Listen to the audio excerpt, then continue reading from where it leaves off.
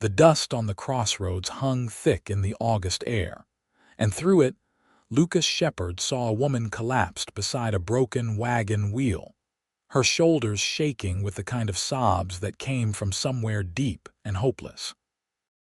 He pulled his mare to a stop, the leather creaking under him as he dismounted, and when she looked up at him with eyes red from crying and dust, she said the words that would change both their lives forever.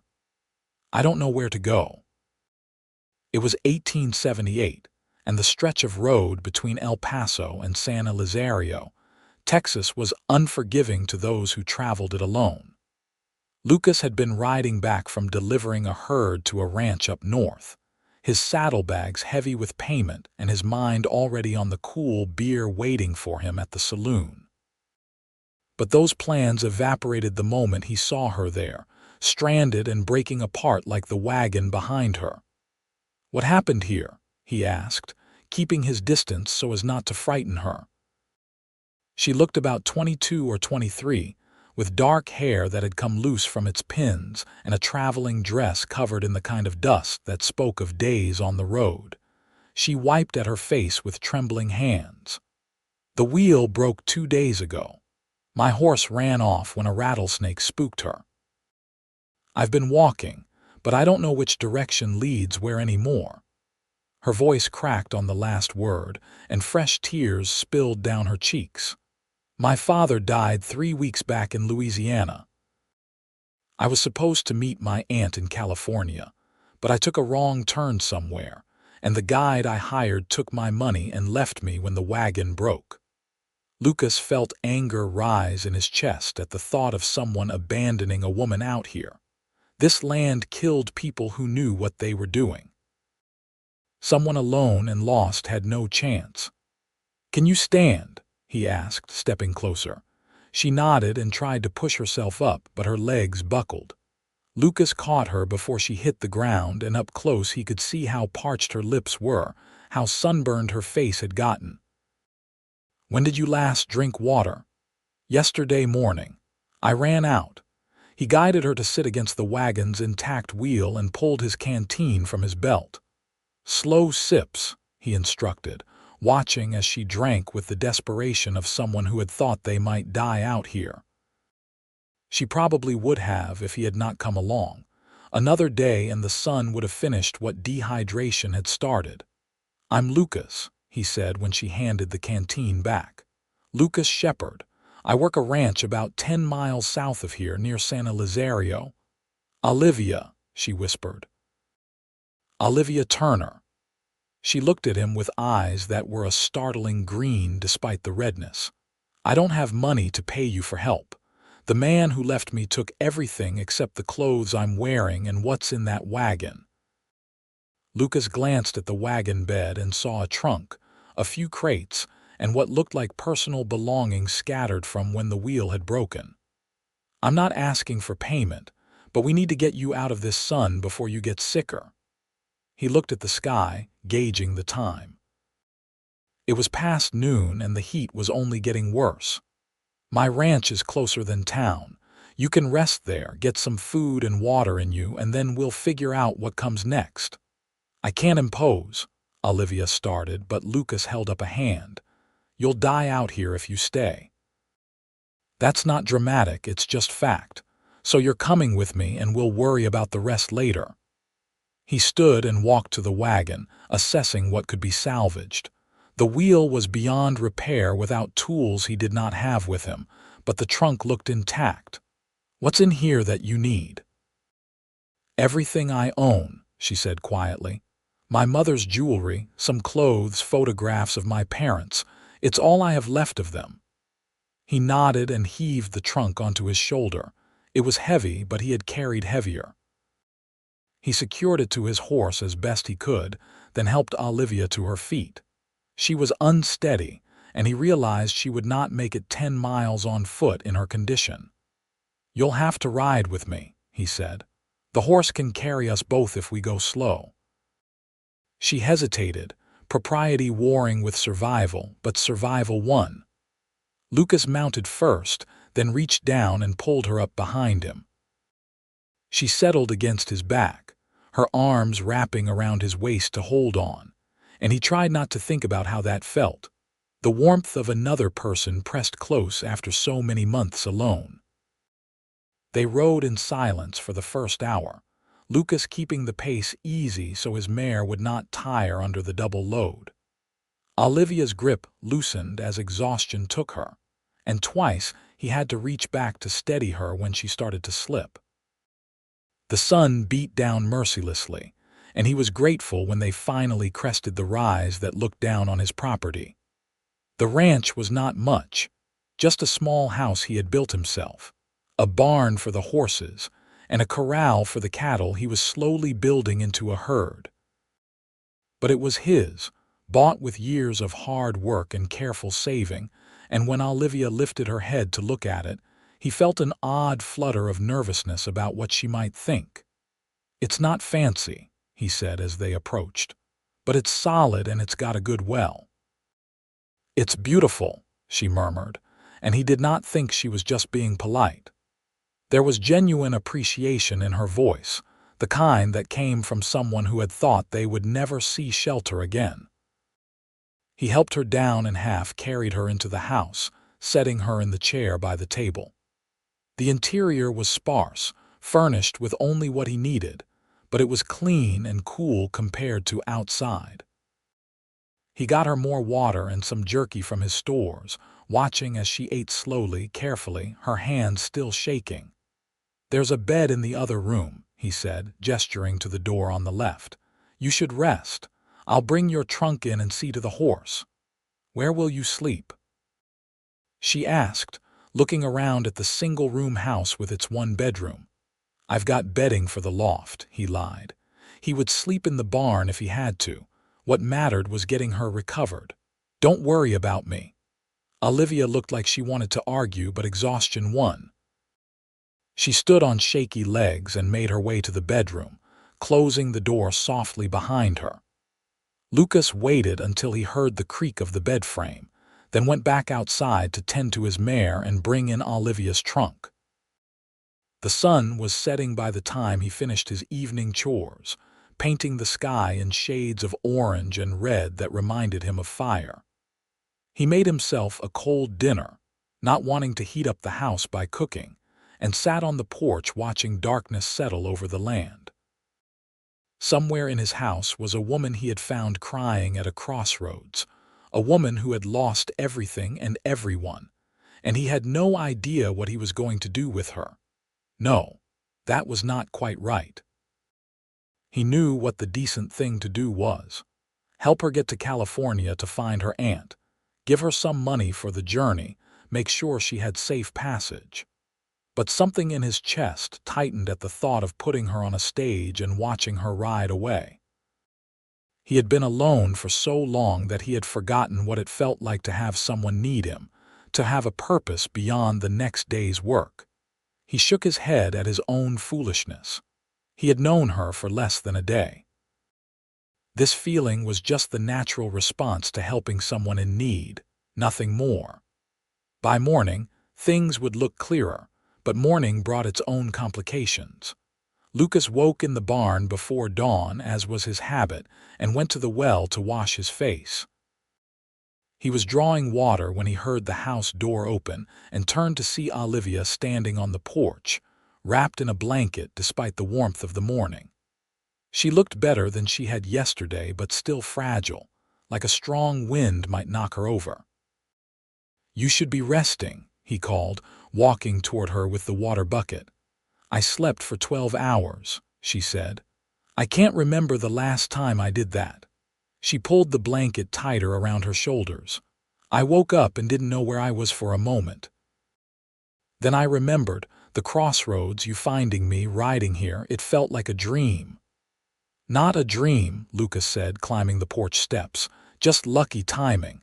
Another few hours and you might not have made it," she shuddered. "I know. I was starting to think that dying out there was how my story would end. After everything with my father, all the planning to start over in California, I was going to die because I trusted the wrong person and couldn't read a map well enough." She looked at him with those green eyes, and he saw they were clearer now, more focused. "You saved my life, Lucas. I don't know how to thank you for that. You don't need to thank me. Any decent person would have done the same. But you're the one who did." She smiled, and it transformed her face, chasing away the haunted look that had been there yesterday. "Will you let me at least help around here while I'm recovering? I can cook, clean, whatever you need. I hate feeling useless." Lucas thought about his usual breakfast of hardtack and coffee and felt his stomach rumble in anticipation of a real meal. "I won't say no to some cooking," he admitted. "But you don't owe me anything, Olivia. You're welcome to stay as long as you need to get your strength back." She nodded and went back inside, and soon the smell of frying eggs and bacon drifted out through the open door. Lucas finished his morning chores in a daze, not quite believing that this was his life now, at least for a little while. When he came in for breakfast, she had set the table with a care he never bothered with, and the food tasted better than anything he had made himself in months. "This is wonderful," he said around a mouthful of eggs. "Where did you learn to cook like this?" "My mother taught me," Olivia said softly. "She died when I was 16, so I took over the household for my father. He was a doctor in New Orleans, always busy with patients, so I managed everything else." Her expression grew distant. "He caught pneumonia last spring. I nursed him for weeks, but nothing worked. He made me promise before he died that I would go to California, find my aunt, start fresh somewhere that did not have so many memories." "I'm sorry for your loss," Lucas said, meaning it. He knew what it was like to lose family. His own parents had died in a cholera outbreak when he was 18, leaving him to raise his younger sister until she married and moved east. He had not seen her in 3 years. "Thank you." Olivia picked at her own food, not eating much. "What about you? Do you have family nearby?" "A sister in Virginia. We write sometimes, but she has her own life now." He finished his eggs and sat back. "It's mostly just me and the cattle out here. I bought this land 5 years ago, been building it up ever since. It's slow going, but it's mine." "That must be satisfying," she said. "Owning something you built yourself." "It is." He stood and collected his plate. "I've got to ride out and check on the herd today. Will you be all right here alone?" "Of course." She stood as well, reaching for his plate. "I'll clean up and maybe do some laundry if that's all right." "I noticed you have quite a pile." Lucas felt heat creep up his neck. He was not the tidiest person, and having someone point it out made him acutely aware of how rough his living had become. "You don't have to do that." "I want to," she insisted. "Please, Lucas. Let me feel like I'm contributing something." He relented because he could see how important it was to her, and headed out to spend the day with his cattle. But his mind kept wandering back to the house, to the woman inside it, to how different everything felt with her there. He told himself it was just the novelty of having company, but that did not explain the way his heart had jumped when she smiled at him that morning. The days fell into a rhythm after that. Lucas would wake early and do his chores. Olivia would make breakfast, and they would eat together before he rode out for the day. She threw herself into keeping the house, cooking meals that made him look forward to coming home, mending his clothes, even tackling the vegetable garden he had neglected. In the evenings they would sit on the porch and talk, sharing stories about their pasts, their dreams for the future, the small observations about life that people only share when they are comfortable with each other. A week passed. Then 2. Olivia's sunburn faded and color returned to her cheeks. She laughed more easily, smiled more often, and Lucas found himself doing the same. He had not realized how lonely he had been until he was not lonely anymore. It was on a Tuesday evening, 3 weeks after he had found her, that things shifted between them. They were sitting on the porch watching the sunset, as had become their custom, when Olivia said, I should probably start making plans to get to California soon. Lucas felt like he had been punched in the stomach. He knew this day was coming, had known it from the start, but that did not make it easier. You don't have to rush, he said carefully. You're welcome to stay longer. You've been so kind, but I can't impose on you forever. She twisted her hands in her lap, not looking at him.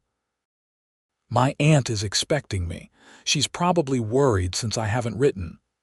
We could send her a letter from town, Lucas suggested. Let her know you're safe and we'll be there when you're ready. Why would I delay? Olivia asked, finally turning to look at him. There was something in her eyes, a question or maybe a hope, and Lucas felt his heart start to race. He could lie, make up some practical reason, but looking at her in the fading light with her dark hair catching the last rays of sun, he found he could not. Because I don't want you to go, he said, the words tumbling out before he could stop them. Because these past 3 weeks have been the best I've had in years.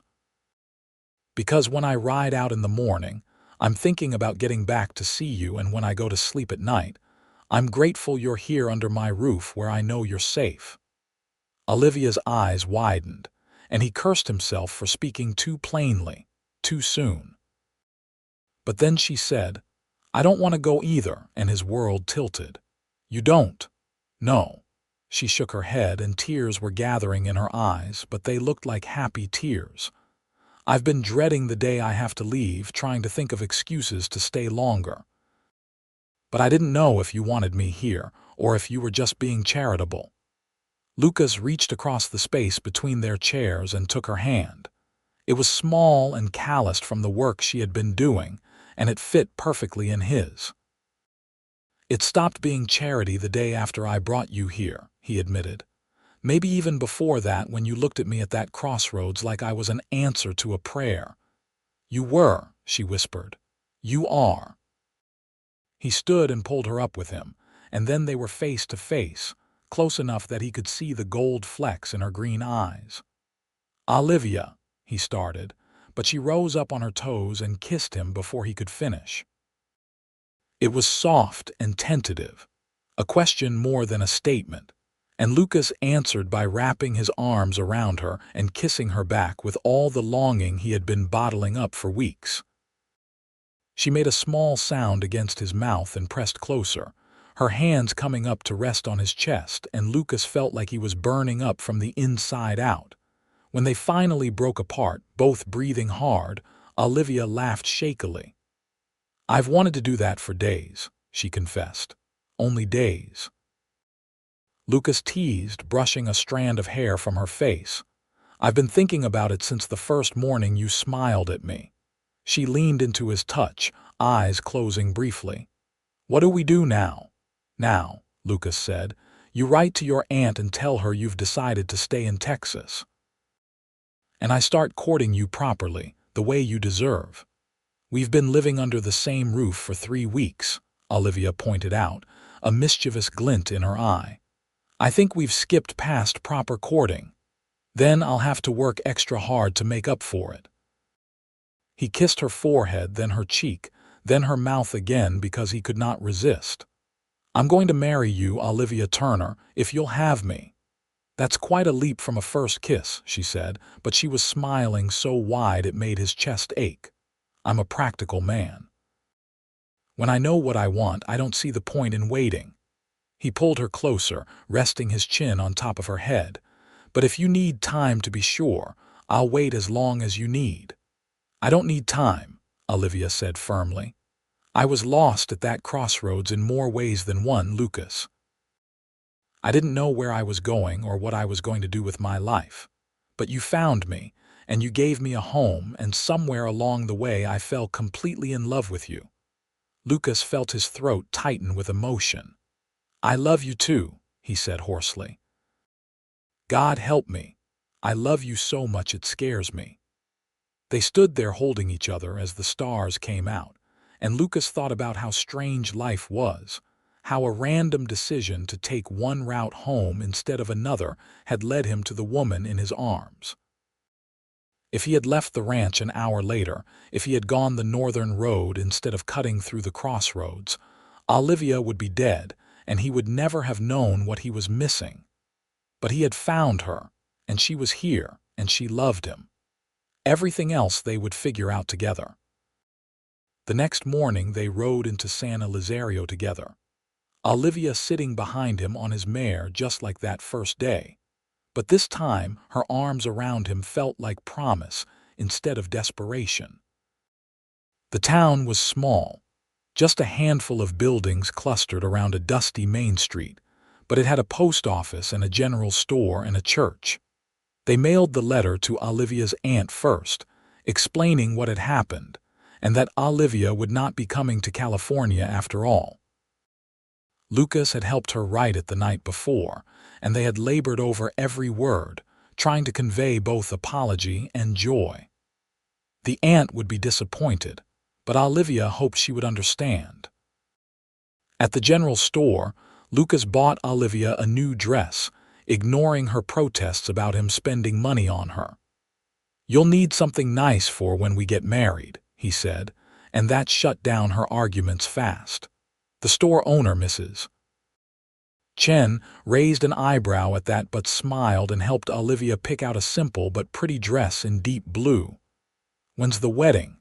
Mrs. Chen asked as she wrapped the dress in brown paper. Lucas looked at Olivia. "As soon as possible," he suggested. "Next Sunday," Olivia decided. "That gives us a week to prepare." "Is that too soon?" "It's perfect," Lucas said, and meant it. He would have married her today if there was a preacher available, but he supposed a week would not kill him. News of the upcoming wedding spread through town like wildfire. By the time they left the general store, 3 people had congratulated them, and by the time they got back to the ranch, Lucas was fairly certain everyone within 10 miles knew. It was the way of small communities, and he did not mind. He was proud to have Olivia as his bride. The week passed in a flurry of preparation. Olivia threw herself into making the small ranch house as nice as possible, hanging curtains she sewed from fabric Mrs. Chen sold her at a discount, arranging the furniture to make the most of the space, putting wildflowers in jars on every surface. Lucas watched her work with a contentment he had never known, pitching in where he could but mostly just marveling at how she transformed his sparse bachelor living into something that felt like a real home. On Saturday, the day before the wedding, Lucas rode into town alone to pick up the rings he had ordered. They were simple gold bands, nothing fancy, but they had taken most of his savings. He did not care. Olivia was worth every penny and more. He was walking out of the jeweler's shop when he heard a voice behind him say, "Well, look who it is. Lucas Shepherd, all dressed up for town." Lucas turned and felt his stomach sink. Marty Wilkes stood there with 2 of his ranch hands, a mean grin on his face. Marty owned a big spread north of Lucas's property and had been trying to buy him out for years. Lucas kept refusing, and Marty kept getting nastier about it. "Marty," Lucas said evenly, trying to step around him. "Heard you're getting married tomorrow," Marty continued, blocking his path. "To that girl you found on the road. Must be nice, picking up strays and turning them into wives." Lucas felt anger surge through him, but he kept his voice level. "That's my fiancée you're talking about, Marty. I'd appreciate you showing some respect." "Respect?" Marty laughed. "For a woman who was probably running from something when you found her. Come on, Lucas. Girls don't end up alone on that road by accident. She's probably got a past she's not telling you about." "Enough." Lucas's hand moved toward his gun, not drawing it but making his position clear. "You insult her again and we're going to have a problem." Marty's grin widened. "Touchy, touchy. Tell you what, since I'm feeling generous, I'll make you a wedding present. I'll raise my offer for your land by 10%. That way you can sell up, take your new bride somewhere nice, start fresh. Hell, you could probably afford a real house in El Paso with what I'm offering." I'm not selling, Lucas said for what felt like the 100th time. That land is mine and I'm building something there. Find somewhere else to expand. There is nowhere else, Marty said, his smile fading. Your property is right in the middle of what I need. You're being stubborn, Lucas, and it's going to cause you trouble. Is that a threat? It's a warning. From one neighbor to another. Marty stepped aside finally, gesturing for Lucas to pass. Think about it at least. Marriage changes things. You're responsible for someone else now. Accidents happen out here, and it would be a shame if your pretty new wife got caught up in any of them. Lucas grabbed Marty by the shirt so fast the other man did not have time to react. If you or any of your men come near her, I will kill you, he said softly. That's not a threat, Marty. It's a promise. Stay away from my property and stay away from my wife. He released Marty with a shove and walked away, his hands shaking with fury. Behind him, he heard one of the ranch hands mutter something, and Marty's sharp reply to shut up and get moving. Lucas did not look back. He mounted his horse and rode hard for home, needing to see Olivia to make sure she was safe. She was in the garden when he arrived, kneeling in the dirt with her hands full of weeds, and the sight of her there, so peaceful and unaware of danger, made his chest tighten. He dismounted and went to her, pulling her up and into his arms before she could even ask what was wrong. Lucas. Her voice was muffled against his chest. What happened? Nothing, he lied, then reconsidered. They were going to be married tomorrow. He could not start their life together with lies. I ran into Marty Wilkes in town. He made another offer for the land and said some things about you that I didn't appreciate. Olivia pulled back to look at him. What kind of things? Doesn't matter. I set him straight. Lucas cupped her face in his hands. I need you to promise me something. If you ever see Marty or any of his men on our property when I'm not here, you get inside, lock the doors, and don't come out until I get back. You're scaring me, she said softly. I'm sorry, but Marty has wanted my land for years, and he's not above playing dirty to get it. I don't think he'd actually hurt you, but I'm not taking any chances. He kissed her forehead. Just promise me you'll be careful. I promise. She wrapped her arms around him again. Tomorrow we'll be married and then it's us against the world, right? Right, he agreed, holding her tight. Tomorrow could not come fast enough.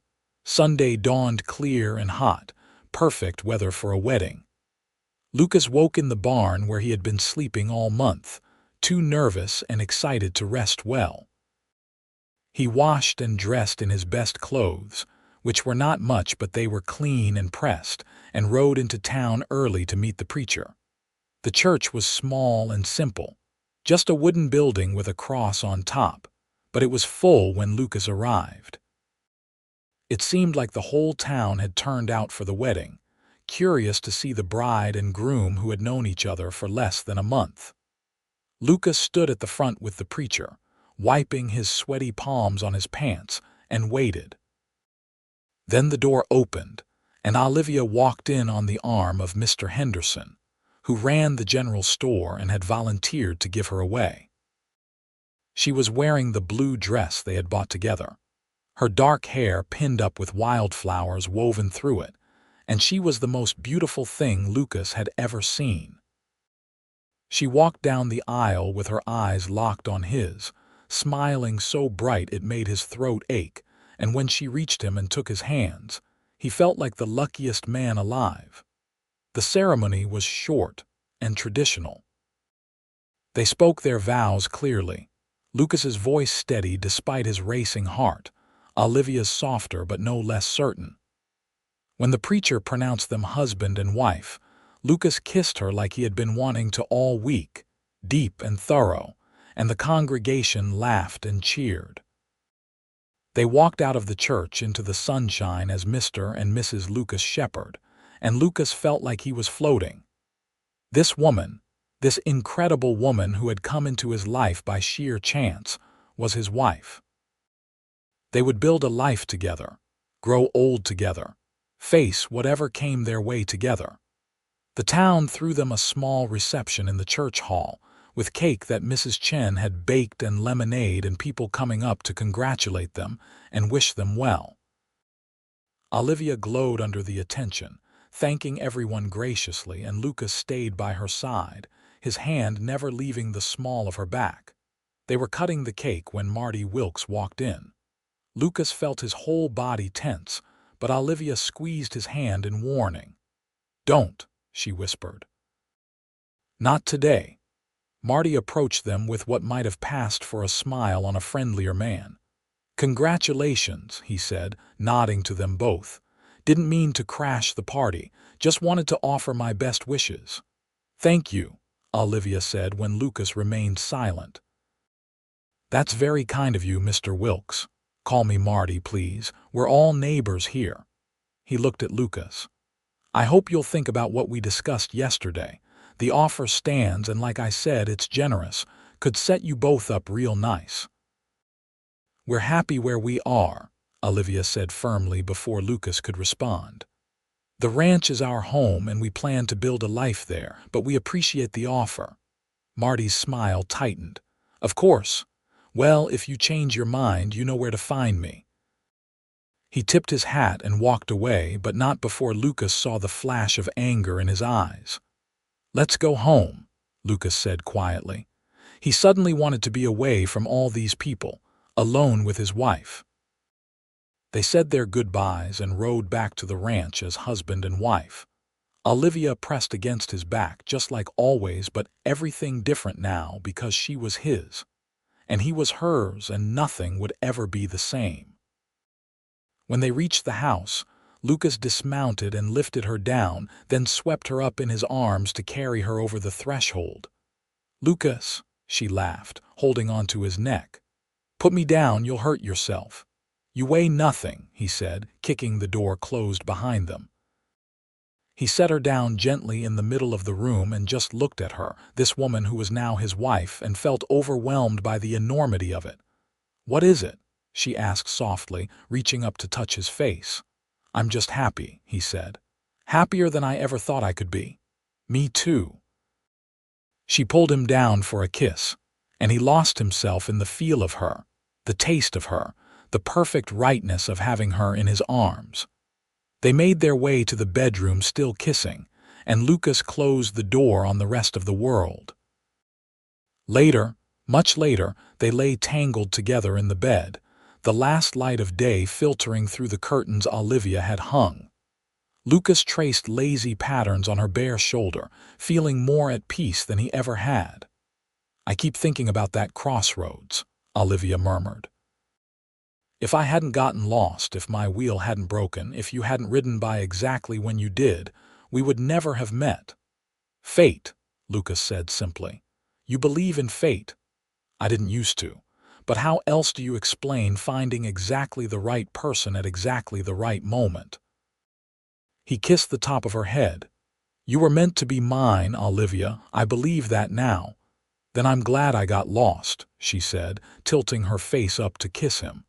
"Best mistake I ever made." They spent the next few months settling into married life. Olivia continued to transform the house, making it feel more and more like a home while Lucas worked the ranch. Money was tight, as it always was, but they managed. Olivia started a chicken coop and began selling eggs in town, adding to their income. Lucas bought a few more head of cattle, slowly building his herd. Everything would have been perfect if not for Marty Wilkes. The man would not let up on his attempts to buy Lucas's land, and when Lucas kept refusing, things started going wrong. Fence posts were torn down, letting cattle wander. Water troughs were tipped over. Small fires started in the grass that had to be put out before they spread. Nothing big enough to involve the law, but enough to be a constant harassment. Lucas did not tell Olivia about most of it, not wanting to worry her, but she was not stupid. She saw the extra work he was doing to repair damage, noticed when he came home exhausted and frustrated. Finally, one night over dinner, she confronted him. How much longer are we going to pretend that Marty isn't trying to run us off our land? She asked bluntly.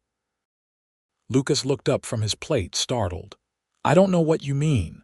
Please don't lie to me. I'm your wife, not some delicate flower who can't handle the truth. Her green eyes flashed with anger. I see the broken fences. I hear you getting up in the middle of the night to check on things. I know something is wrong. He sighed and set down his fork. Marty is making things difficult. Nothing dangerous, just annoying. He's trying to wear me down so I'll sell. Then we need to go to the law. And tell them what? That my fences keep falling down. That could be weather or animals or just shoddy construction. There's no proof Marty is behind it. So what do we do? Olivia asked. Just let him keep harassing us. We keep fixing what breaks and wait for him to give up. Lucas reached across the table to take her hand. I'm not leaving, Olivia. This is our home. He'll figure that out eventually. But Marty did not give up. The harassment continued through the fall and into winter, escalating from minor annoyances to genuine threats.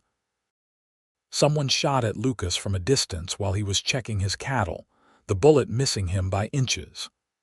Another time, he found rat poison in the chicken feed, and only Olivia's sharp eye caught it before the hens ate any. That was when Lucas knew it had gone too far.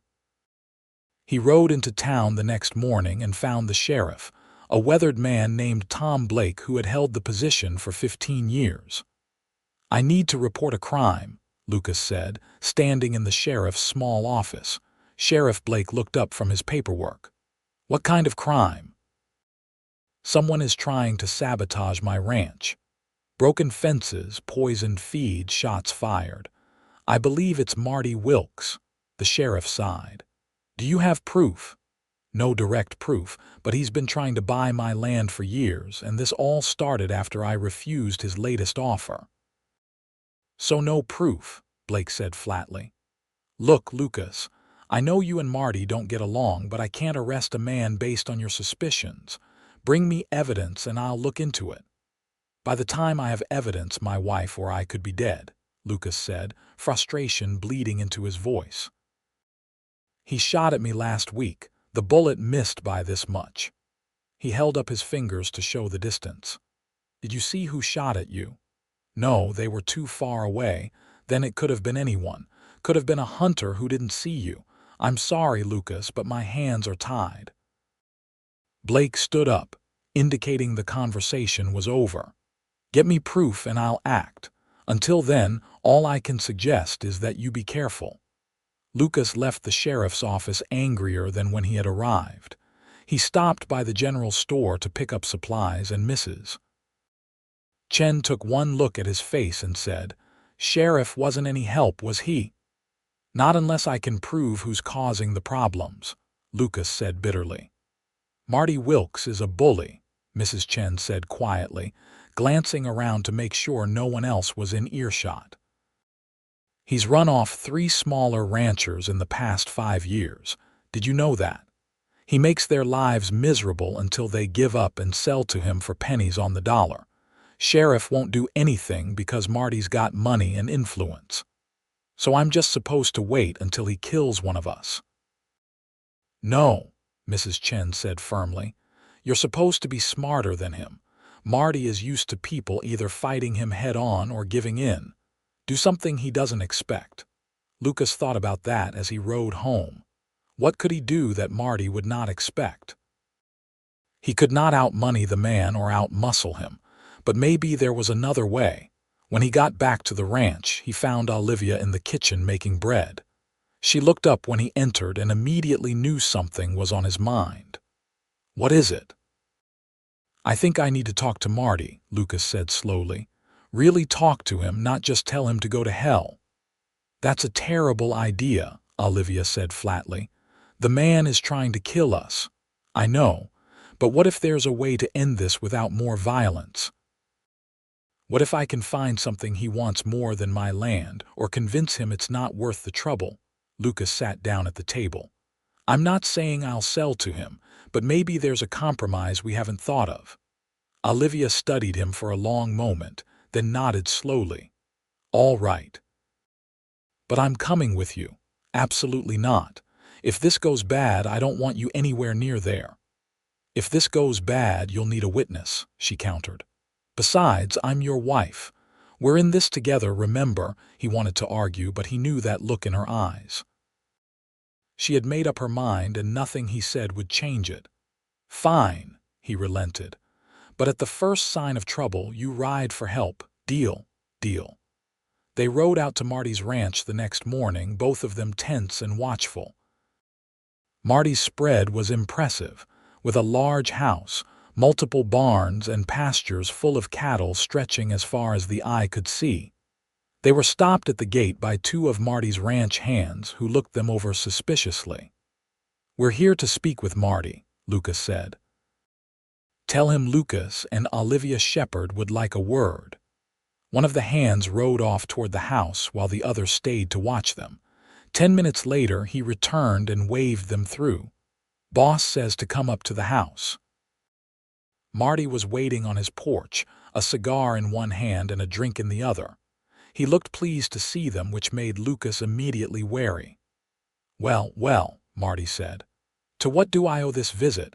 Finally come to your senses about selling?" "No," Lucas said firmly. "But I thought we should talk about how to end this situation without anyone getting hurt." "Situation?" Marty took a pull from his cigar. "I don't know what you're talking about."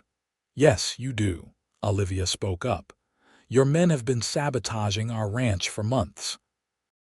Broken fences, poisoned feed, shots fired.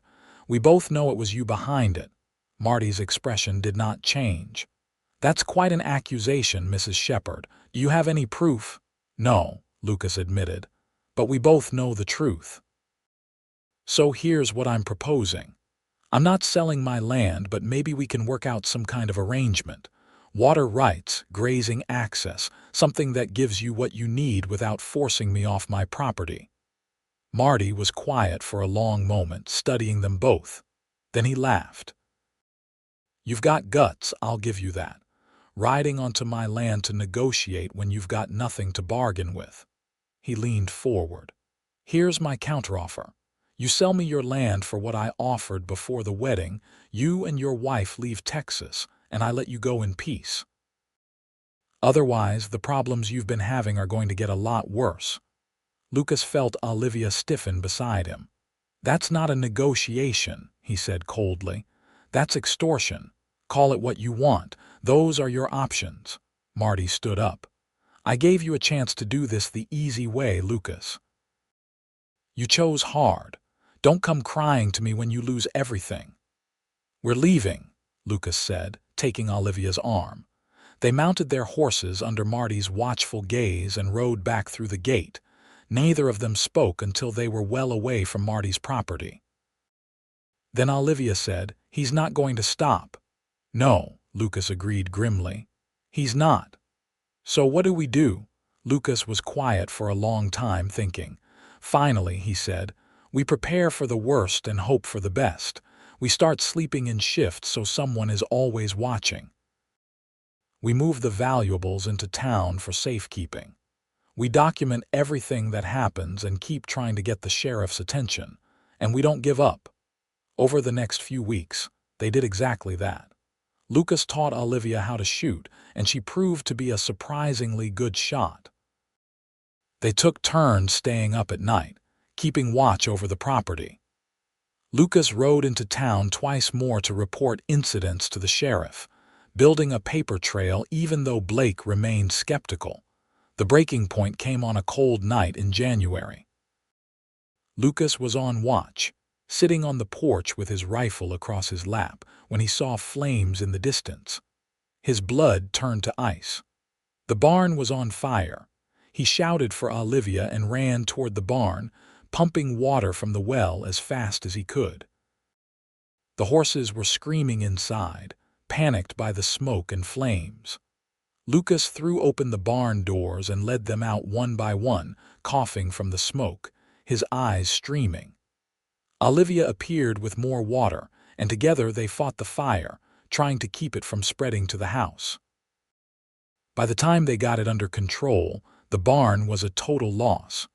The structure had collapsed, taking with it all their stored feed, their tools, and nearly everything they owned that was not in the house. The horses were safe but traumatized, milling around the corral nervously. Lucas stood looking at the smoking ruins and felt despair wash over him. This was too much. Even if they rebuilt, Marty would just burn it down again. How could they fight someone with so much more power and resources? "We're not giving up," Olivia said beside him, as if reading his thoughts. She was covered in soot and ash, her dress singed in places, but her voice was steady. "We rebuild, we keep going, that's what he doesn't expect.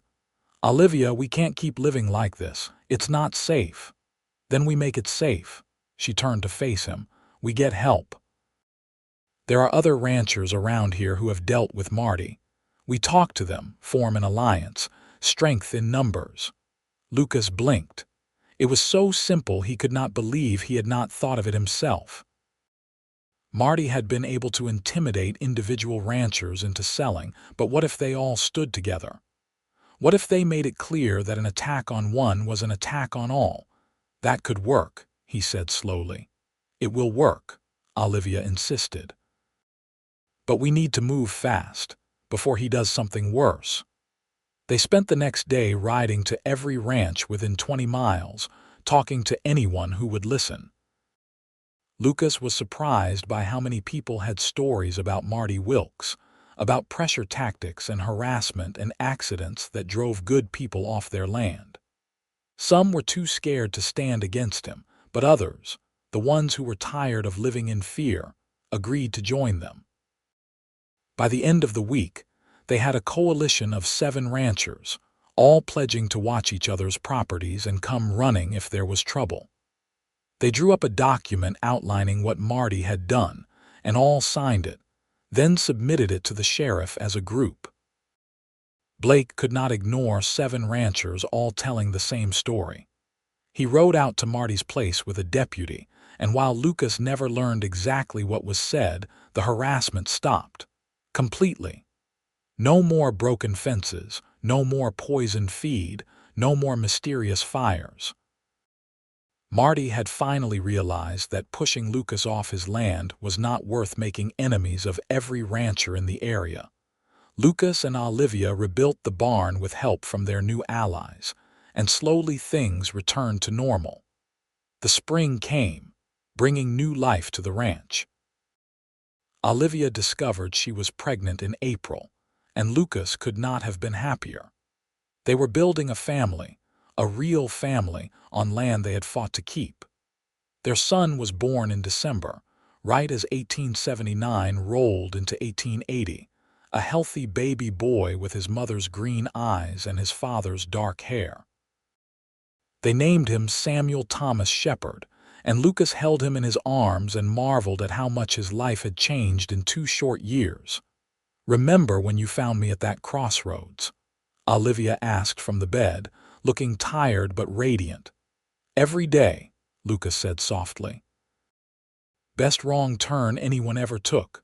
"I wasn't lost," she said, looking at him with those eyes that still made his heart race. "I was just on the wrong path. You helped me find the right one." Lucas leaned down to kiss her, careful not to jostle the baby. "We found it together," he corrected. The years that followed were good ones. They never got rich, but they built a solid, prosperous ranch. Samuel grew into a bright, energetic boy who loved following his father around and helping with the animals. 2 years after Samuel, they had a daughter, Rose, who had her mother's spirit and her father's stubbornness. Marty Wilkes never bothered them again. He sold his ranch in 1885 and moved to California, and the people who bought it were friendly neighbors who traded fairly and respected boundaries. The coalition of ranchers that had formed to stand against Marty remained strong, helping each other through droughts and harsh winters, and the dozens of other challenges that came with living on the frontier. Lucas and Olivia grew old together on that land, watching their children grow up and have children of their own. The house expanded as the family did. Rooms added on until the simple structure Lucas had built became a sprawling ranch house full of life and laughter. On warm evenings, they would sit on the porch like they had when they were newly married, watching the sunset paint the sky in shades of gold and red. Sometimes they would talk about the early days, about the crossroads and the fear and the uncertainty. But mostly they just sat in comfortable silence, hands intertwined, grateful for the life they had built together. "Do you ever wonder what would have happened if you had taken a different road that day?" Olivia asked once when they were both gray-haired and weathered. "No," Lucas said simply. "Because I didn't. I took the right road and it led me to you. That's all that matters." She smiled and leaned her head on his shoulder. "I love you, Lucas Shepherd." "I love you too, Olivia. Always have, always will." And that, more than the land or the cattle or anything else they had accumulated over the years, was their greatest treasure. They had found each other when both were lost, and together they had built something that would last long after they were gone. Their love, their family, their legacy. It was enough. It was everything. The ranch continued to thrive under their stewardship. By the time Samuel was 16, he was already proving to be a skilled rancher in his own right, taking on more and more responsibility. Rose, at 14, had her mother's way with the garden and the chickens, turning their egg business into something that brought in steady income. The children knew the story of how their parents met, of course. It was family legend, the tale of the woman weeping at the crossroads and the cowboy who could not ride past someone in need. "Tell us again," Rose would beg when she was small, curled up in her mother's lap. "Tell us about the crossroads." And Olivia would tell it, never tiring of the story, of how she had been at the lowest point of her life, and Lucas had appeared like something out of a dream. She told them about those first uncertain days, about falling in love, about fighting to keep their home. She told them so they would understand that family was worth fighting for, that love was worth the struggle. Lucas added his own parts to the story, about how scared he had been to tell Olivia how he felt, about how marrying her had been the easiest and best decision of his life.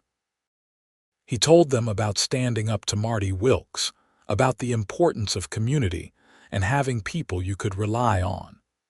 He wanted them to understand that being strong did not mean being alone, that asking for help was not weakness. In 1895, Samuel married a girl from town, and they built a house on the northern edge of the property. Lucas deeded them 50 acres, enough to start their own small ranch while still being part of the family operation. 3 years later, Rose married a young rancher from a neighboring spread, and the alliance between the two families strengthened both. Lucas and Olivia became grandparents many times over, their house constantly full of grandchildren coming and going. They loved every chaotic minute of it, the noise and mess and life that filled the rooms. This was what they had built, Lucas thought on those busy days. Not just a ranch, but a family, a community, a legacy of love and hard work. Olivia's aunt in California wrote regularly over the years, at first disappointed that Olivia had not come west, but eventually understanding. She visited once, making the long journey to see the life Olivia had built, and left impressed by what the young couple had accomplished. "You were right to stay," she told Olivia before boarding the stage back home. "This is where you belong." The town of San Elizario grew slowly over the decades, but it remained small and close-knit. Lucas and Olivia were pillars of the community, known for their generosity and their willingness to help neighbors in need. When new families arrived, uncertain and struggling, Lucas thought of Olivia at that crossroads and went out of his way to offer assistance. More than one person got their start because Lucas Shepherd gave them a hand up. "You're too soft," Samuel teased him once, when Lucas had just loaned money to a newly arrived family with no collateral. "Your mother was stranded with nothing when I found her," Lucas replied. "If I had worried about getting paid back, I would have ridden right past her. Some things are more important than money."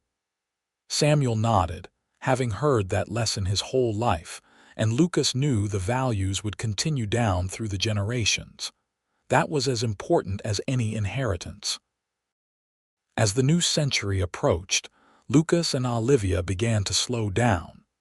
They handed more and more of the daily operations to Samuel and his wife, content to advise when asked but otherwise enjoy their later years. They took long walks in the evening, exploring the land they had fought so hard to keep.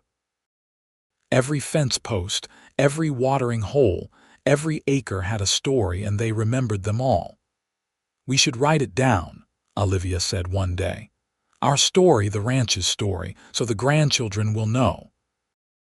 They spent the winter of 1899 working on it together, Olivia writing in her careful hand while Lucas provided details and dates. It filled a leather journal that they kept on the mantel, a testament to everything they had lived through and built together. When they were done, Olivia read it cover to cover and pronounced it complete. "This is our legacy," she said, closing the journal carefully. "Not just the land, but this. The story of two people who found each other when they were both lost and built something beautiful." Lucas kissed her temple, breathing in the familiar scent of her hair. Even after all these years, even with both of them old and gray, she could still make his heart race with a single look. "I'd do it all again," he said. "Every hard day, every struggle, it was all worth it to have you." "Even Marty Wilkes and the burning barn, even that," he confirmed. "Because it taught us we were stronger together than apart. That lesson has carried us through everything else." The 20th century arrived with celebration. The whole family gathered at the ranch for New Year's Eve 1900, 3 generations under one roof. They ate and drank and danced, the children running wild while the adults tried to maintain some semblance of order. At midnight, Lucas pulled Olivia close and kissed her as everyone cheered around them. 22 years, she murmured against his lips. 22 years since you found me crying at that crossroads. Best day of my life, Lucas said. Well, second best. Marrying you was the best. She laughed and held him tighter. Here's to 22 more, she said, and he silently echoed the prayer. They did not get 22 more years, but they got something close. Lucas Shepard passed away peacefully in his sleep in 1919 at the age of 67. He went to bed holding Olivia's hand, as he had every night of their marriage, and simply did not wake up. The doctor said his heart had given out, worn down by decades of hard work and hard living, but that he had not suffered. Olivia was devastated. They had been together for 41 years, and she had never spent a night without him since their wedding. The family rallied around her, but she was lost without her Lucas. She kept going for the sake of her children and grandchildren, but everyone could see the light had gone out of her eyes. She lasted 2 more years, and when she passed in 1921, her children found her in the rocking chair on the porch, looking out at the land she and Lucas had built together. In her lap was the leather journal with their story, open to the last page where Lucas had written the end in his bold handwriting. But it was not really the end, because their love lived on in their descendants, in the ranch that still bore the Shepard name, in the values they had instilled in their family. Samuel and Rose told their children about their grandparents, keeping the memory alive. The story of the Crossroads became family mythology, passed down through the generations. The ranch itself survived into the modern era, adapting to changing times but never losing the core of what Lucas and Olivia had built. It remained in the family for over a century, a testament to the power of two people who had refused to give up on each other or their dreams. And if you go to San Elizario, Texas today and ask the old-timers about the Shepherd Ranch, they'll tell you about Lucas and Olivia. They'll tell you about the cowboy who found a woman crying at a crossroads, who took her home and made her his wife, who fought to keep the land they loved. They'll tell you it's a love story for the ages, the kind that reminds people why the West was won not just with guns and grit, but with heart and hope and the willingness to help a stranger in need. Because in the end, that's what it all came down to. Lucas could have ridden past Olivia that day. He had no obligation to stop, no reason to care about a woman he did not know. But he stopped anyway because that was who he was. And Olivia could have been too proud to accept help, too scared to trust a stranger. But she trusted him anyway, and that trust became love, and that love built a legacy. Their graves sit side by side in the small cemetery outside San Elizario, under a shared headstone that reads Lucas and Olivia Shepherd, together forever. On warm evenings, if you visit at sunset, you can almost feel them there, watching over the land they loved, satisfied with the life they built and the family they raised. It's a reminder that sometimes getting lost is how we find exactly where we're supposed to be. Sometimes the worst moments of our lives lead directly to the best. Sometimes all it takes is one person willing to stop and help, and another person willing to accept that help. And from that small beginning, everything else grows. Lucas found Olivia weeping at a crossroads, and she said, "I don't know where to go." But together, they figured it out. They built a home, raised a family, created a legacy that lasted long after they were gone. They turned tragedy into triumph, fear into faith, loneliness into love. And really, what more could anyone ask from a life? They had each other, they had their family, they had their land. They faced challenges and overcame them together. They laughed and cried and lived fully, not wasting a single moment of the time they were given. When people talk about the Wild West, they often focus on the violence and hardship, the lawlessness and danger. But Lucas and Olivia's story shows another side of that era, the human side. It shows that even in the harshest conditions, love could flourish. Even when everything seemed lost, hope could be found. Even at a dusty crossroads in the middle of nowhere, two souls could find each other and build something beautiful. Their story became the foundation of their family's identity. Every shepherd child grew up knowing they came from people who did not give up, who faced impossible odds and won through sheer determination and love for each other. It was a powerful legacy, one that shaped generations. The ranch itself became a symbol in the area, proof that small operations could survive and thrive if they were built on solid principles. Lucas's decision to form a coalition of ranchers rather than fight alone became a model that others followed.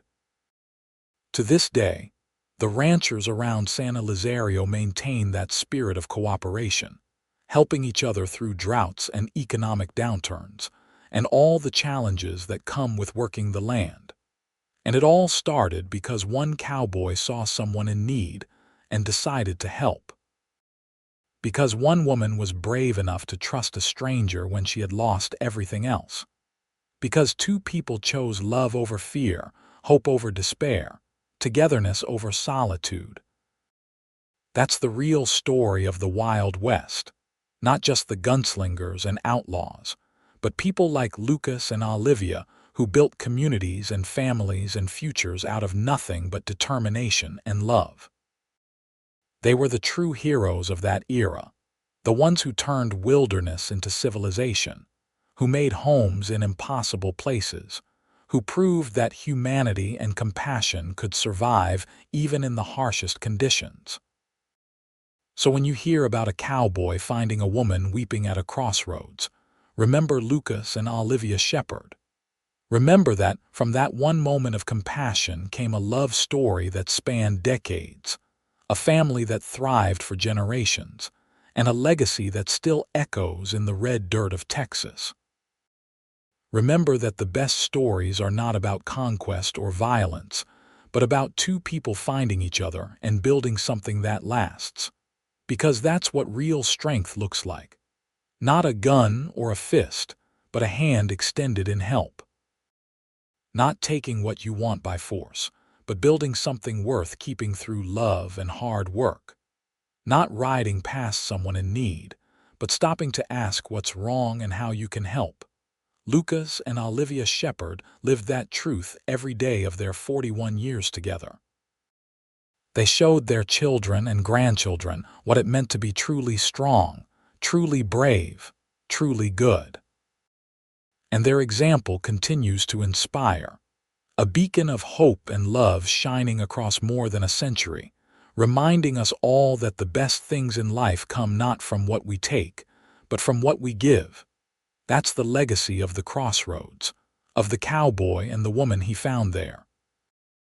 It's a legacy of love conquering all, of two people against the world, of building something beautiful out of nothing but faith and determination and an unshakable commitment to each other. And it all started with a simple question. I don't know where to go, and a simple answer. Come with me. Everything else, all the joy and struggle and triumph that followed, flowed from that one moment of connection. That's the power of love, the power of compassion, the power of two people deciding that together they can face anything. Lucas and Olivia Shepherd proved it was possible. They lived it, breathed it, built their entire lives around it. And in doing so, they left the world a little bit better than they found it, which is all any of us can really hope to do. Their story reminds us that we're never truly lost as long as we have someone to walk beside us. That the crossroads we fear might be exactly where we're supposed to be. That sometimes the worst day of your life is actually the first day of your best life. You just don't know it yet. So here's to Lucas, who stopped when he could have kept riding. Here's to Olivia, who accepted help when she could have been too proud. Here's to every couple who finds each other against impossible odds and builds something lasting. Here's to love, to hope, to second chances and new beginnings. Here's to the story of a cowboy who found a woman weeping at a crossroads and instead of riding past, stopped to help. In that simple act of kindness, he found his future, his family, his forever. And she, lost and alone with no idea where to go, found her home, not in a place but in a person. Not in California with her aunt, but in Texas with a cowboy who saw her at her lowest and loved her anyway. Who took her in and gave her not just shelter, but a purpose, a partnership, a love that would last a lifetime and echo through generations. That's the power of one moment, one choice, one person deciding to care about a stranger. Lucas Shepherd made that choice and it changed everything. For him, for Olivia, for their children and grandchildren and all the lives they touched over the years. It's a story worth remembering, worth retelling, worth holding up as an example of what's possible when we choose compassion over indifference, love over fear, connection over isolation. Lucas and Olivia Shepherd lived that truth, and their legacy stands as proof that love really does conquer all. So the next time you come to a crossroads, literal or figurative, remember their story. Remember that sometimes getting lost is how we find our way. Remember that the person who seems like a stranger might be exactly who you need. Remember that one act of kindness can change not just one life, but generations of lives. Remember Lucas and Olivia, the cowboy and the woman at the crossroads, who found each other when both were lost and built a love that lasted forever. That's the real Wild West story, the one worth telling, the one that matters most. And it's a story that never truly ends, because love like that echoes through time. inspiring new generations to believe in the power of compassion, the strength of partnership, and the unbreakable bonds that form when two people decide to face the world together. Lucas and Olivia Shepherd showed us how it's done.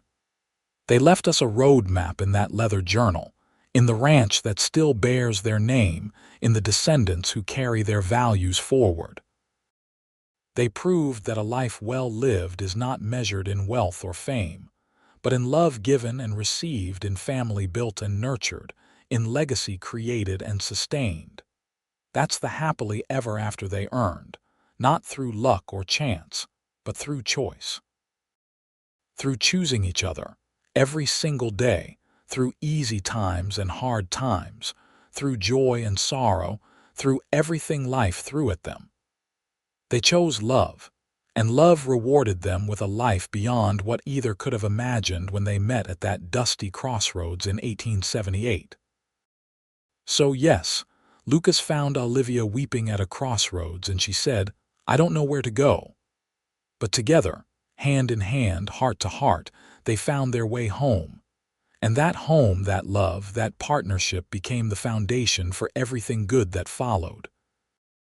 It's a perfect ending to a perfect love story, the kind that reminds us why we believe in happy endings in the first place. Because sometimes, despite all odds, despite all obstacles, two people find each other and create something beautiful, something lasting, something worth fighting for.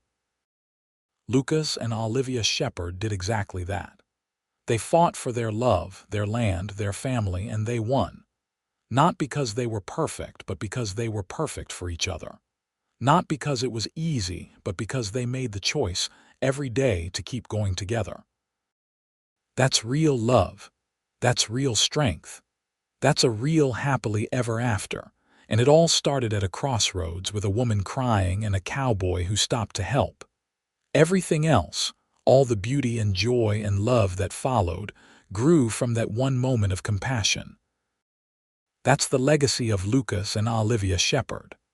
That's the story that deserves to be told and retold, generation after generation, as a reminder of what's possible when we open our hearts to strangers, when we choose kindness over cruelty, when we believe that love can conquer all. Because it can. They proved it. They lived it.